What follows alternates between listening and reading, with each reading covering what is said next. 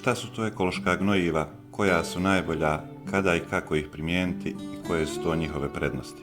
Pogledajte video do kraja i saznajte o čemu se radi. Dobrodošli na kanal Okusi prirode. Gnojivo je proizvod koji se koristi da obogati zemlju i učini je plodnijom. Kad kažemo da je gnojivo ekološko, to znači da je potpuno prirodnog porijekla i da nema nekih hemijskih sastojaka u njemu i da nije bilo u nekom procesu hemijske prerade. Velika prednost korištenja ekoloških gnojiva za voćke je da iskoristimo proizvode koje bismo inače smatrali otpadom ili bacili u smeće, a s druge strane, kada koristimo prirodno gnojivo, izbjegavamo dodavanje hemijskih komponenti u tlo i na kraju krajeva jedemo prirodno voće i povrće.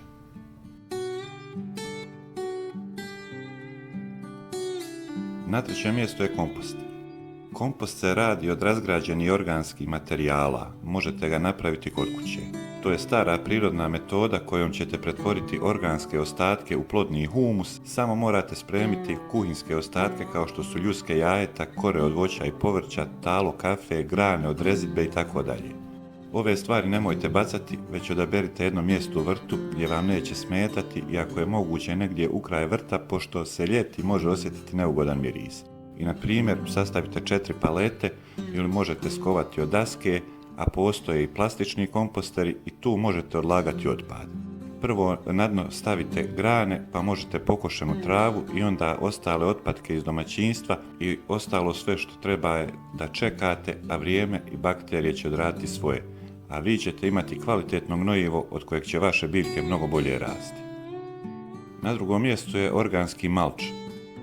Organski malč možemo napraviti od sjena, slame, pokošene trave, kore, drveta, lišća ili piljevine. I ovakav malč napravljen od organskih materijala nije gnojivo kao tako, ali ima sličnu funkciju. Budući da se s vremenom razgrađuje i dodaje hranjive tvari tlu, koje su korisne za biljke koje se nalaze u blizini, malč ima nekoliko jako korisnih funkcija u organskom vrtlarstvu. Spriječava rast korova oko biljaka, zatim reguliše temperaturu i to tako što zimi grije zemlju, a ljeti hladi.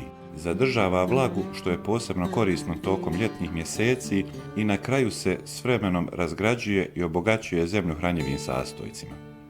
Organski malč ima i par nedostataka kojih možemo tako nazvati. Na primjer, malč napravljen od kore drveta ili piljevine ne sadrži azot, pa mu se funkcija u tom slučaju smanjuje i biljci je potreban dodatni azot za rast. Druga stvar je, ako imate lišće, pokušajte ga barem usitniti jer proces razgradnje je poprilično dug i nemojte koristiti lišće od oraha jer sadrži otrovne supstance. Ja bih preporučio malč od trave i sitnog lišća. Na prvom mjestu je stajsko đubrivo, o njemu nećemo puno govoriti, ono je bez sumnje broj 1 i najbolje organsko gnojivo koje je ujedno jedno od najstarijih i najčešće korišćenih organskih gnojiva u poljoprivredi. Stajsko đubrivo se dobiva iz stajnjaka životinja kao što su krave, ovce, konji, kokoške itd. Ovo đubrivo je bogato azotom, fosforom, kalijem i mikroelementima što ga čini odličnim izvorom hranjivih materija za biljke, jedino mogu napomenuti da je recimo kokošije najjače, pa onda ovčije itd. I da otprilike ide 3 do 4 tone po dulumu, odnosno 300 do 400 kg na nekih 100 kvadrata. Najbolje doba godine za dodavanje gnojiva vašim voćkama je proljeće, jer tada počinje faza aktivnog rasta i razvoja, ali to mora biti učinjeno prije cvatnje kako bi se stablu osigurala dodatna doza hranjivih tvari baš u trenutku kad mu je najpotrebnija. Također, jako je dobra ideja primijeniti gnojivo i u jesen kao mjera pripreme drveća za zimu, pogotovo stajsko đubrivo što se tiče voća. Količina gnojiva koju treba primijeniti ovisi o vrsti voćke i njenoj starosti. Općenito govoreći, zrelo stablo zahtijeva više gnojiva od mladog jer mu je teže održati svoje zdravlje netaknutim i proizvesti dobre plodove. Ono što se mora izbjegavati je višak, jer ako koristimo previše gnojiva možemo spaliti korijen stabla.